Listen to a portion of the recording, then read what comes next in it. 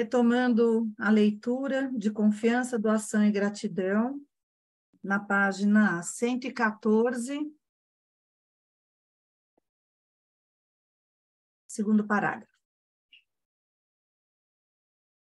Tampouco a vida cultural foge a essa tendência. O esporte profissional já está, em sua maior parte, em poder do comércio.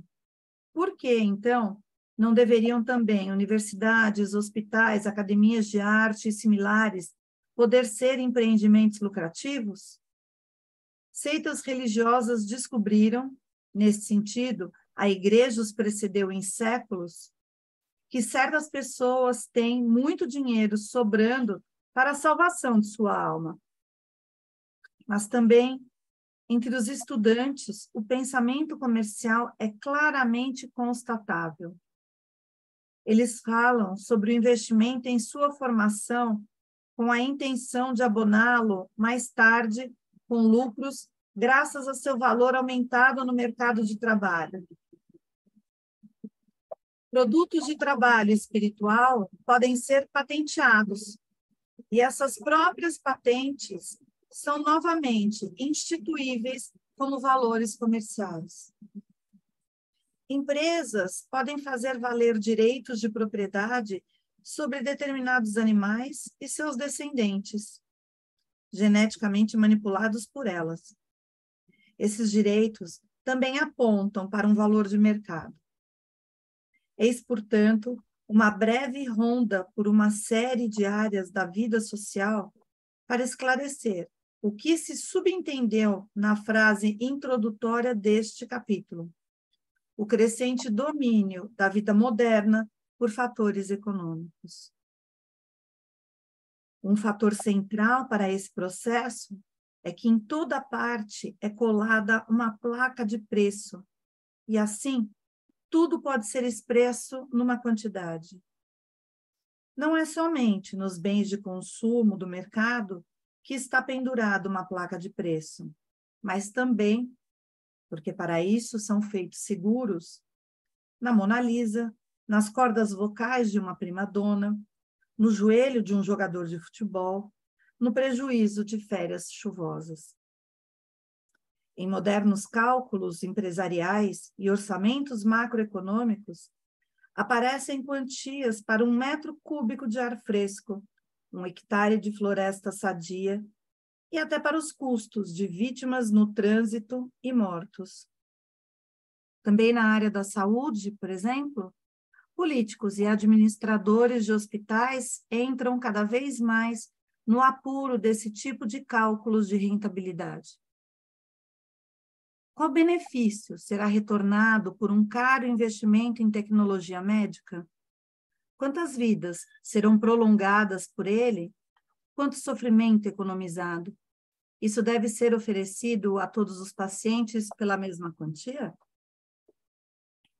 Esse fenômeno, em que tudo deve ser expresso numa quantidade, num valor monetário, a fim de tornar-se acessível a um modo de pensar e agir mercadológico e mecanicista, apresenta um paralelismo notável com uma área completamente diversa, aparentemente muito distante dele, mas que, como eu mais tarde ainda demonstrarei, lhe é essencialmente ligada.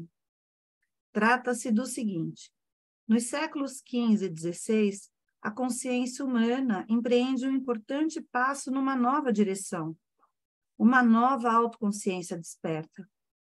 Ela quer desligar-se do antigo dogmatismo eclesiástico e da mística medieval. Assume seu lugar frente à natureza, considerando-a objeto de pesquisa e quer conhecê-la o mais objetivamente possível. Francis Bacon, 1561-1626, é o intérprete metodológico dessa nova consciência. No capítulo 1 da primeira parte, ele já foi mencionado num outro contexto. Ele diz: se reduzirmos nossos objetos de pesquisa ao que podemos medir, pesar e contar, poderemos estar seguros de estarmos em solo objetivo. Neste, sentimentos místicos não podem mais pregar-nos peça alguma. E se tentarmos compreender as relações entre os fenômenos sob forma de causalidades mecânicas, também aí estaremos em solo firme. Neste, dogmas teológicos não podem pregar-nos mais peça alguma. O primeiro item está ligado ao segundo. Somente quando os fenômenos são reduzidos a quantidades é que se tornam acessíveis a explicações mecânicas e fórmulas matemáticas. Hoje, esse processo ainda é fortalecido pelo emprego maciço do computador no processo científico. Tudo o que é qualitativo precisa ser fragmentado em bits quantitativos de informações, precisa ser fundamentalmente digitalizado, porque o âmbito analógico ainda é muito qualitativo para poder ser consumido pelo computador. Essa metodologia leva obrigatoriamente a uma sociometria, econometria, psicometria, biometria e outras metrias. Assim, nós nos encontramos diante de dois fenômenos notavelmente afins. Uma vida social em que tudo se torna mercadoria comprável, em que tudo recebe uma placa de preço, podendo vir a ser um objeto de comércio na economia mundial, e uma ciência que quantifica todos os fenômenos a fim de poder subjugá-los dessa maneira a um pensamento causal mecanístico. Continuo? Alguém quer comentar alguma coisa? O que esses três fenômenos têm em comum? Que sentido eles encerram dentro de uma perspectiva de desenvolvimento ulterior? Nós deixaremos essa questão em aberto e voltaremos a ela mais tarde. Preferimos continuar nossas observações perguntando-nos o que é verdadeiramente essencial numa ação de troca no mercado. Nesse caso, quer se trate de troca de bens por produtos naturais ou da venda de um produto por dinheiro, em ambos os casos, as pessoas em questão entregam alguma coisa da qual, no momento, não sentem necessidade alguma, trocando-a por alguma coisa da qual sentem bastante necessidade. Se isso ocorre honestamente, os dois ficam satisfeitos. Portanto, não, quando dois se põem a trocar, um vai se decepcionar. E sim, honesta transação traz a ambos satisfação. Tem uma observação de rodapé. E são dois ditos populares em alemão, que eu não vou repetir aqui em alemão. Interessante nesse processo é que nele nada sobra. Nenhuma dívida fica em aberto, mas também não surge nenhum relacionamento. Se um consumidor desenvolve um relacionamento pessoal com o proprietário da loja, onde compra regularmente, e depois da transação, o comerciante e o cliente dizem muito obrigado, é outra história. O tipo de transação não fornece nem ocasião, nem necessidade para isso. Nesse caso, trata-se muito mais de um decurso absolutamente racional em que cada um olha para a sua vantagem sem, no entanto, provocar danos, provocar danos ao outro. Pelo contrário, ambos ganharam com a troca. E, conforme já foi mencionado, nada ficou em aberto depois da troca. Cada um segue seu caminho e se sente livre nisso. Mediante a transação, não surgiu, de maneira alguma, uma ligação de dependência. Podemos chamar esse decurso de gesto primordial da vida econômica. Ora, essa forma de comportamento é, em si mesma, unilateral. Contudo, só é possível viver no campo de tensão entre dois polos. Isso vale para a vida de um organismo vegetal, animal ou humano, mas também para a vida de um organismo social. Por isso, é justificado perguntar se podemos encontrar outro gesto primordial que, em todos os sentidos, esteja em oposição polar ao que já foi descrito, de modo a podermos imaginar que a autêntica vida social se desenrola dentro da polaridade formada pelos dois gestos primordiais. Nós encontramos um gesto primordial desse tipo, polarmente oposto, na atitude de doar. Se quisermos descrevê-la também, de modo tipicamente ideal, as seguintes características saltam à vista. O motivo não é egoísta. Nenhuma outra vantagem está ligada a ele. O comportamento é dirigido inteiramente ao outro. O comportamento é determinado mais pelas forças do coração do que pela razão. Não se fala em cálculos ou em raciocínios sobre custo-benefício. Trata-se, nesse caso, de uma transação assimétrica. A efetiva atitude de doar ocorre em uma direção. O que flui de volta são, no máximo, sentimentos de gratidão ou talvez até uma expressão material dessas sensações. Não se trata, porém, de um equivalente dessa doação. Surge uma relação entre o doador e o receptor. Esta pode assumir traços bem diversos. Falaremos mais sobre isso nos capítulos 13 e 4. Aqui permanece algo em aberto, uma dívida moral. Não se trata tanto de uma doação contrária, feita ao doador pelo receptor. Em nossa imagem tipicamente ideal, o doador tampouco esperava isso. E sim, num sentido muito mais objetivo. A doação enriqueceu o receptor. O que surgiu nele por esse meio deve ser doado adiante. Vívidos sentimentos de gratidão podem despertar nele a força moral de não manter para si o próprio enriquecimento ocorrido pela doação. No capítulo 5, mais adiante, detalharemos mais o papel da gratidão. É importante deixar fluir para o próprio íntimo as propriedades desses dois gestos primordiais e sentir como elas, em todos os sentidos, representam imagens polarmente opostas. Essa última frase, vocês assistiram ou ouviram falar de um livro que se chamava A Corrente do Bem? Acho que era... eu me lembro superficialmente a história de um menino que ele tem atitudes, começa ele dentro de casa e parece que ele é doente, e ele dentro de casa vai criando esse círculo virtuoso do dar sem o processo do receber.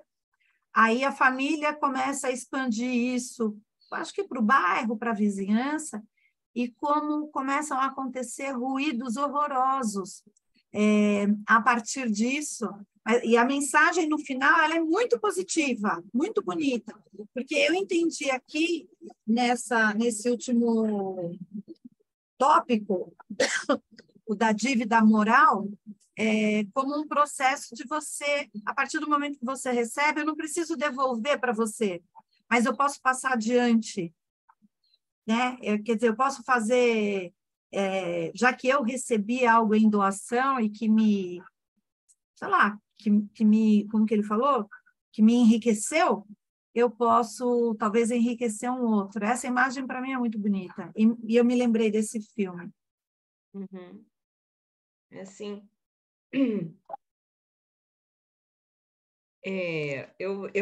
uma coisa que eu fiquei pensando também nesse pedaço que a gente leu, né,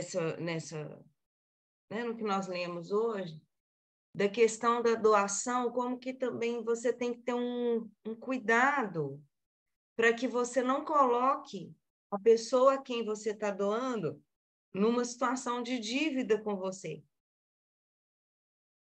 Quando, na época, né, que eu fazia psicologia, a gente conversava muito sobre isso, porque a gratuidade, né? Você tem que ter muito cuidado com isso, porque numa relação terapêutica, né? Se você coloca, quando você coloca essa questão da gratuidade, você tem que ter muita clareza se isso não vai colocar o outro nessa situação de uma dívida moral com o terapeuta, porque isso pode, inclusive, ter uma influência no próprio processo, né? Então, são coisas muito sutis, essa questão da doação, que tem esse lado que você ressaltou, de você receber o bem e aí você vai multiplicando esse bem, né? Não necessariamente você devolve para quem você recebeu, mas você devolve para o mundo. Mas também há situações em que você tem que ter esse cuidado para você não criar esse sentimento de dívida, né? Então, é algo que tem que ter bastante critério. A Cida quer falar, né, Cida? Desculpa aí a cachorrinha latindo. O Bert Hellinger fala isso no livro As Ordens da Ajuda, na constelação familiar. Ele fala o quê sobre a questão Você de... pode elaborar um pouco mais, porque eu não conheço. Ah, você não conhece o Bert Hellinger? Eu sei da ideia da constelação sistêmica. Exatamente isso, que você não pode ajudar demais a ponto de tornar a pessoa dependente daquela ajuda ou se sentir humilhada com aquela ajuda, sabe? Porque aí você cria aquela disfunção, né, no equilíbrio da constelação. Então, é um livro muito bom, esse As Ordens da Ajuda. Você ajuda até certo ponto, a ponto de não tornar a pessoa... Ela acaba se tornando sua inimiga, porque ela fica num desnível que ela não pode te retribuir, e isso acaba criando uma disfunção até entre as pessoas, sei lá, cria um desequilíbrio entre uma pessoa e outra, e acaba as pessoas até às vezes se tornando inimigas, e isso quebra, né, a ordem e a da constelação. Bem interessante. Vou procurar isso, me interessou. Eu vou colocar, se eu conseguir, eu coloco no grupo, tá bom? Tá. Ou mando para alguém colocar no grupo. Tá bom. Obrigada. Obrigada. Seguimos na leitura? Como próximo ponto, impõe-se a pergunta: acaso encontramos culturas nas quais doar e agradecer tenham atuado de forma tão dominante e determinadora da cultura quanto, em nossa época, comprar e vender? Nós encontramos culturas desse gênero, remontando, através dos tempos, à época greco-romana. Chegamos, então, às assim chamadas teocracias das culturas egípcia, proto-persa e proto-hindu. Nestas, a consciência ainda era completamente direcionada para um mundo espiritual e preenchida por um conteúdo espiritual. Esse processo evolutivo foi descrito em outro contexto, no capítulo 2 da primeira parte. A própria Terra e o mundo sensorialmente perceptível eram vivenciados como Maya. A disposição, ilusão, desculpe, Maya, entre parênteses, ilusão. A disposição fundamental da alma constituía-se de grande gratidão por tudo o que fluía do espírito como dádiva. A própria vida, a saúde, mas também a doença, o crescimento das plantas e dos animais que serviam ao sustento da vida, e ainda a ordem social, o decorrer da vida diária, tudo era vivenciado como sacrossanto.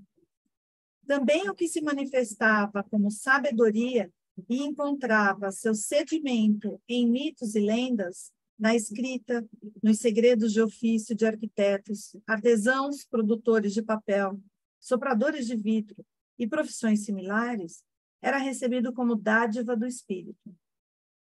Ao encontro dessa corrente de dádivas, de revelação e de graça emanadas do Espírito em direção à Terra, fluía uma corrente de gratidão da Terra para o Espírito. Essa gratidão se exprimia em orações, atos rituais, cantos e festas de sacrifício. No início do capítulo 4, da primeira parte, nós descrevemos essa atitude como traço fundamental da criança que desce do mundo espiritual.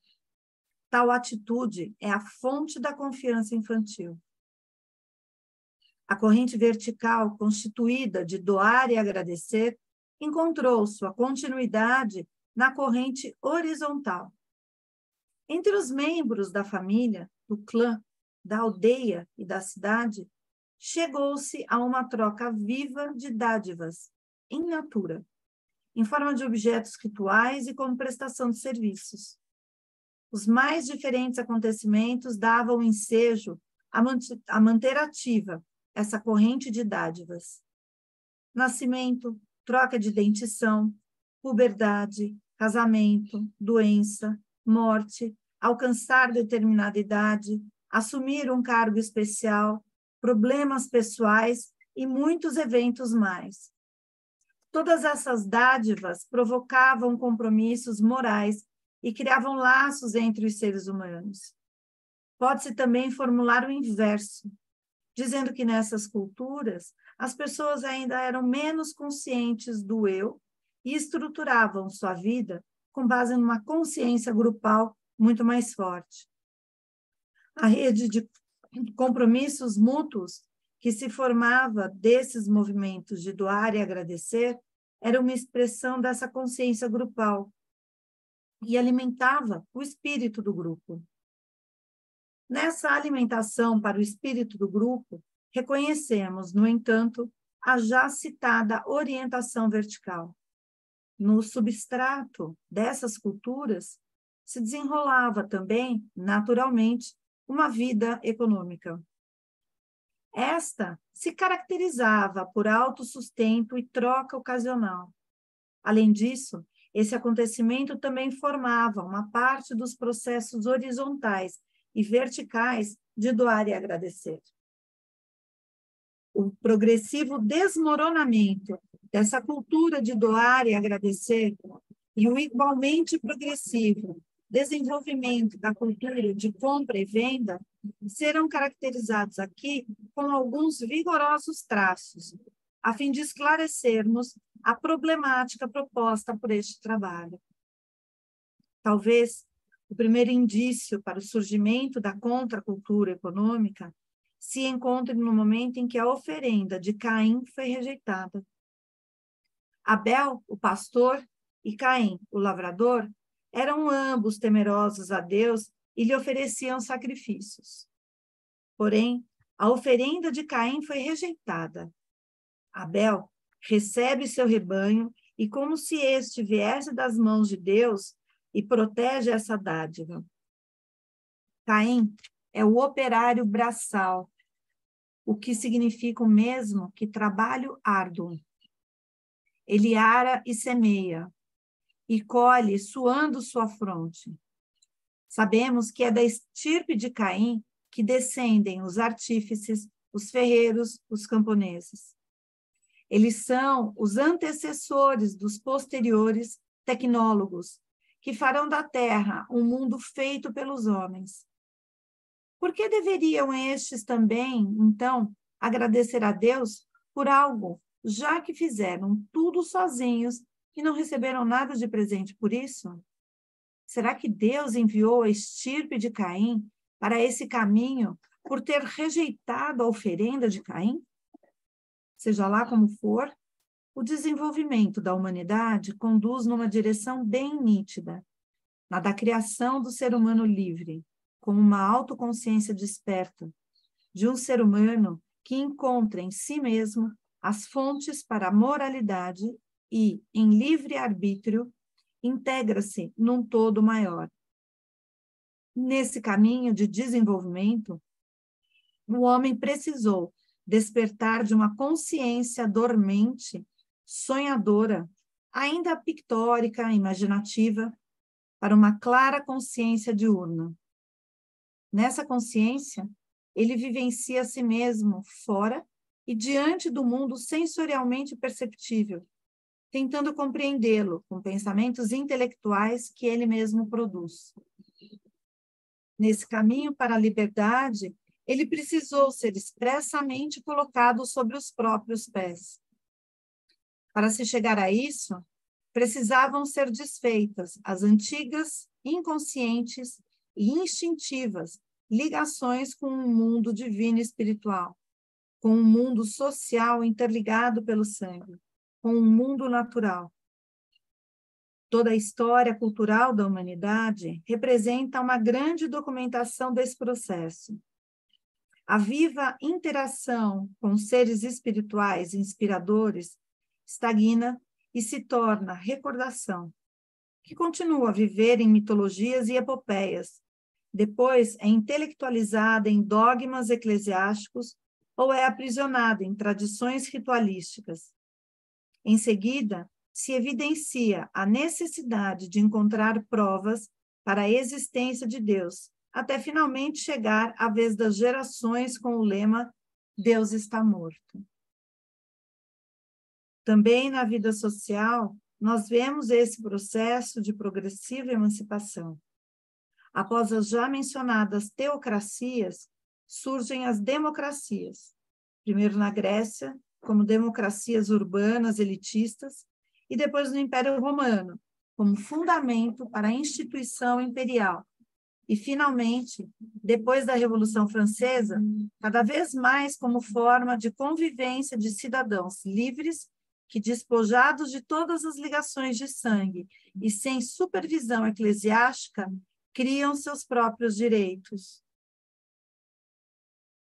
Nossa, aqui me chama a atenção esse sem supervisão eclesiástica, coisa que, de alguma forma, a gente começa a perceber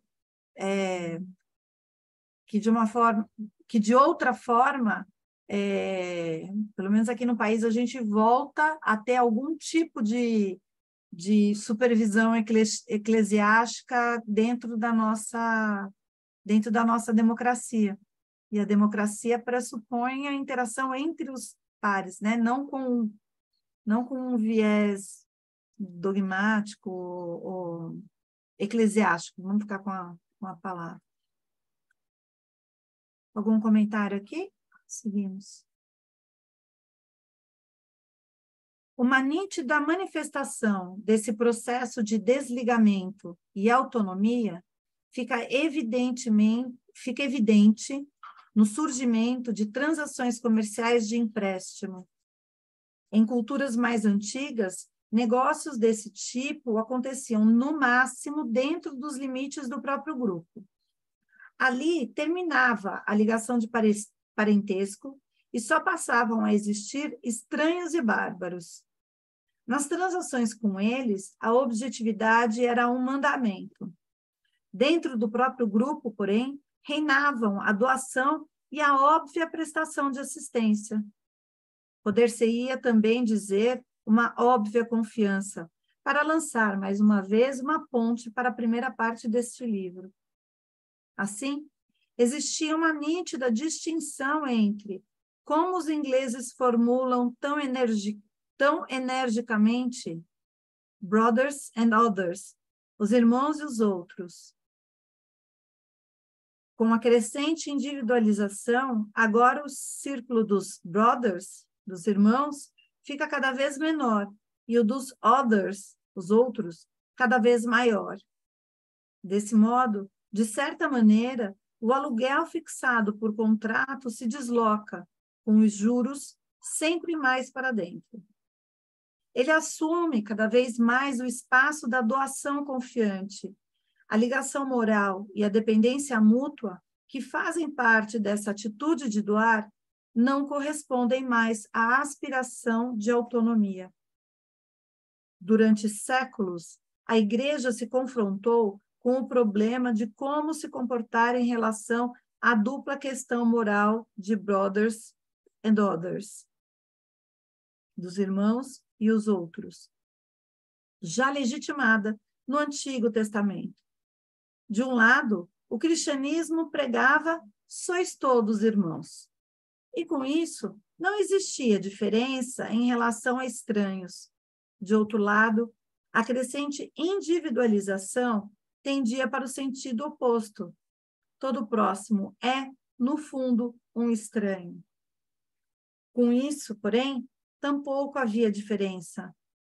Após um período plurissecular de argúcias eclesiástico-jurídicas, com o fim de resolver esse dilema, a sentença definitiva é pronunciada com a Reforma. Nisso, Martinho Lutero desempenha um importante papel.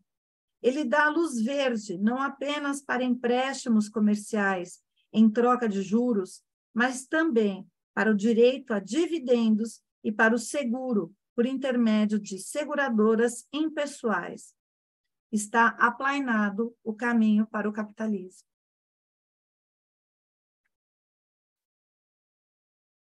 Seria interessante fazer a leitura assim,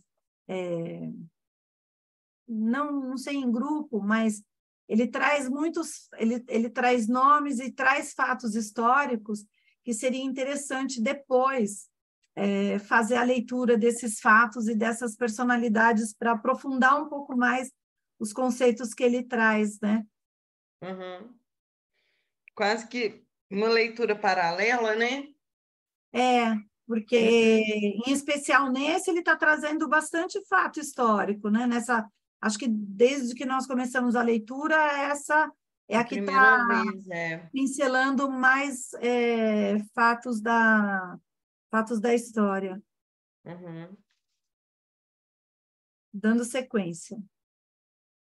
O mesmo processo de emancipação decorre, finalmente, quanto à ligação com a natureza. O homem se posiciona cada vez mais frente à natureza. Com sua consciência recém-desenvolvida, ele não somente passa a conhecer as leis da natureza, mas também a manuseá-las. Ele dominará e manipulará a natureza.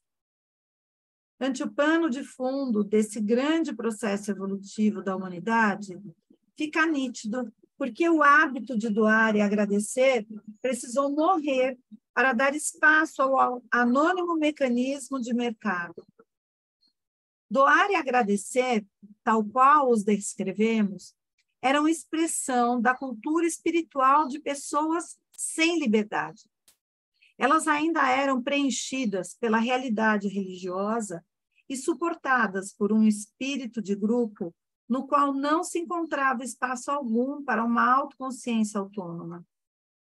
Da maneira como eram vivenciados nas culturas teocráticas, o doar e o agradecer não podiam persistir sem obstruir o caminho do desenvolvimento para a liberdade.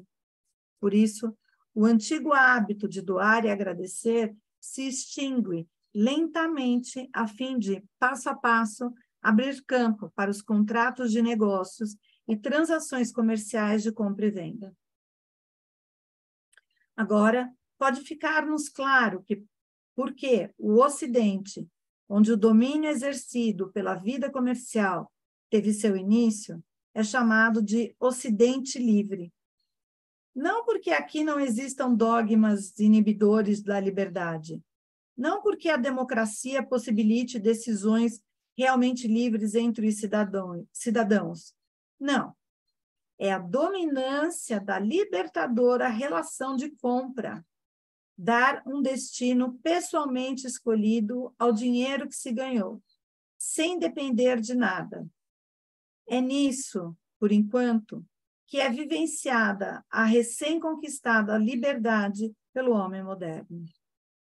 Podemos observar isso, por exemplo, em jovens que estão acostumados com a mesada dos pais e agora, com um pequeno emprego, economizam seu primeiro dinheiro próprio. O sentimento de liberdade com que eles, finalmente, entram numa loja para comprar o seu aparelho de som diz muito. Depois de termos podido ligar tão nitidamente esse processo da quantificação, em que tudo é marcado com uma placa de preço, ao primeiro estágio de desenvolvimento da liberdade, queremos agora ocupar-nos com a questão em aberto dos fenômenos de quantificação nas ciências. Já indicamos que na ciência moderna se tende a reduzir todas as qualidades a quantidades, que se podem medir, pesar e contar, e após isso também digitalizar, para dessa maneira poder torná-las objeto de explicações causal-mecanicistas. Nisso, percebemos um paralelo notável entre esse processo e a já esboçada situação da lista de preços quantitativa e do mecanismo de mercado. A questão das inter-relações ainda estava em aberto naquele momento. Em suas observações científico-espirituais, Rudolf Steiner fala sobre a questão acerca de onde o ser humano poderia vivenciar interiormente a realidade da liberdade. Sua resposta é, na atividade do pensar,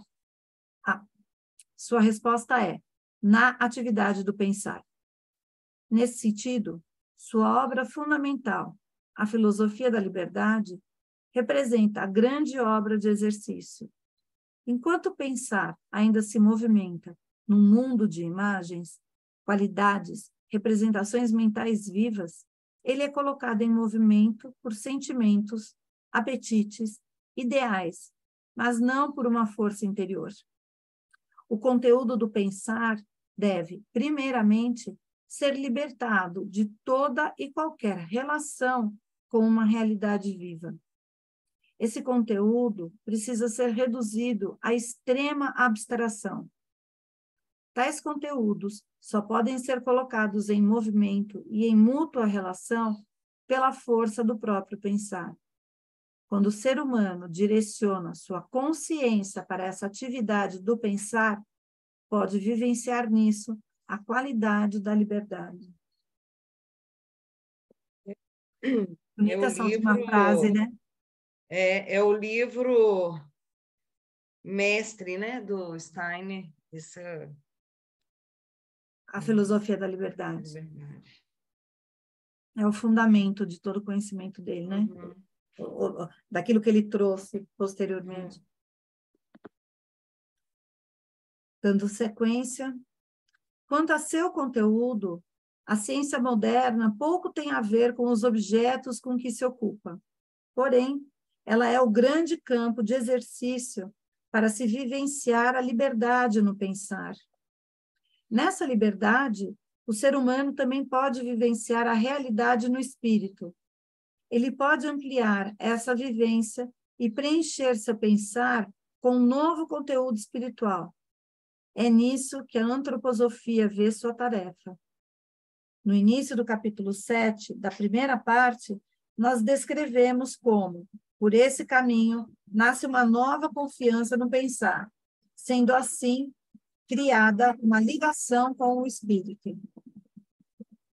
Assim como o caminho interior para a liberdade conduz através do ponto zero do pensamento abstrato, no qual todas as qualidades são reduzidas a quantidades, o caminho exterior para a liberdade nos conduz através de um ponto zero equivalente.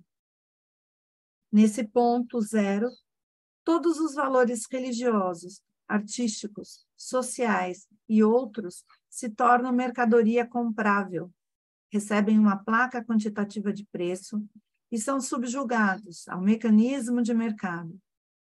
É através desse ponto zero que precisamos ampliar a liberdade sentida na transação de compra. Precisamos fazer reviver o hábito de doar e agradecer. Eu vou ler de novo essa frase. Precisamos fazer reviver o hábito de doar e agradecer.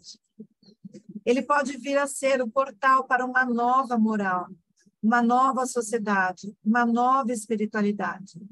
E esse novo hábito de doar e agradecer poderá, então, libertar da unilateralidade o forçado hábito de compra e venda.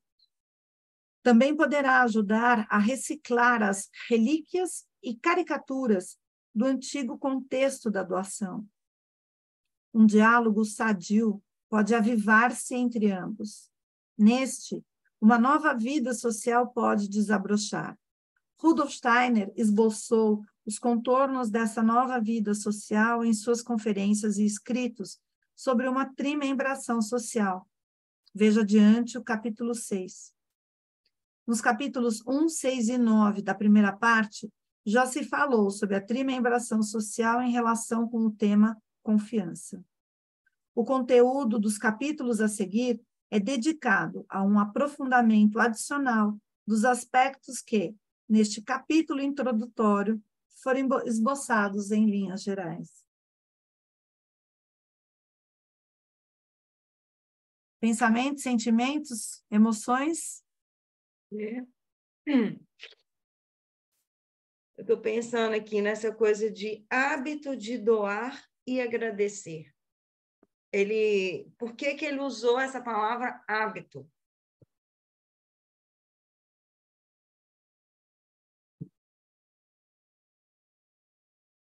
Bom, aqui vai alguma coisa do umbigo mesmo, né? Já você colocou a questão, mas primeiro acho que eu reconheço que a gente perdeu esse hábito. Bom dia para você também, Camila. Eu acho que a gente perdeu o hábito, sabe? Que teria que ser alguma coisa em uso mesmo. Entrega e agradece, visualizar isso. E hoje também, até com a utilização das palavras, as pessoas usam, por exemplo, a palavra gratidão de um jeito que é só palavra. Eu não sinto que tenha o conteúdo, que tenha o sentir junto. Você fala que quase que virou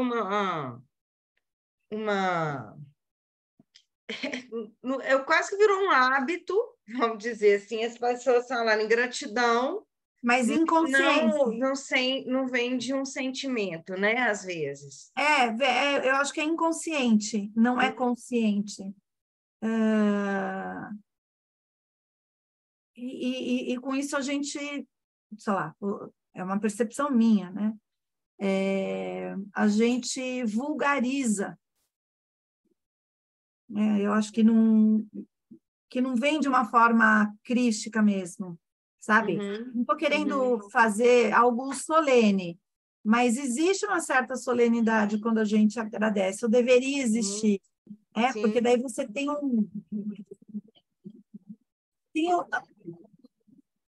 tem a profundidade daquilo que você está falando. É isso. Mas nesse sentido mesmo.